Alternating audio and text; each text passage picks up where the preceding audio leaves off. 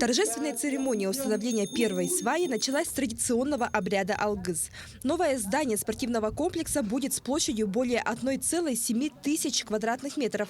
В настоящее время на строительной площадке идут подготовительные работы. Очень рад, что в юбилейный для республики год столетия ЕАССР, мы и для нашего Министерства внутренних дел нашли возможность такой замечательный объект начать. И уверен, что, еще раз говорю, в кратчайшие сроки он будет завершен. И уже он, конечно, будет позволять повышать профессиональное мастерство всем сотрудникам правоохранительных органов.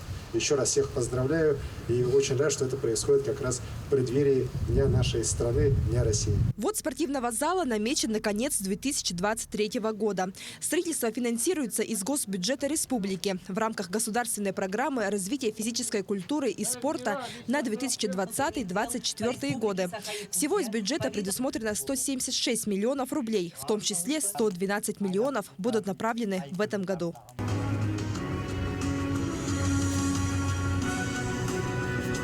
Благодаря современному спортивному комплексу курсанты и сотрудники, проходящие службу, смогут обучаться в комфортных, отвечающих всем требованиям условиях. Это дает нам возможность готовить свои кадры с республики, которые уже знают менталитет, обычаи нашего населения. И тем более у нас очень суровый климат, тем более в северных районах не все выдерживают. А местные ребята, которые там родились, приходят к нам на службу, проходят обучение, могут выезжать и работать на территории своей родины. Спортивный зал будет оснащен стрелковой галереей, комнатой для чистки оружия, спортивным и тренажерным залом. Ведь ежегодно в Центре профессиональной подготовки занимаются до 1000 сотрудников МВД и Росгвардии.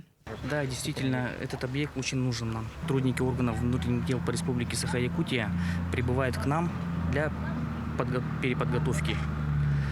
Здесь мы обучаем наших сотрудников по огневой подготовке, по физической подготовке и по остальным предметам тоже.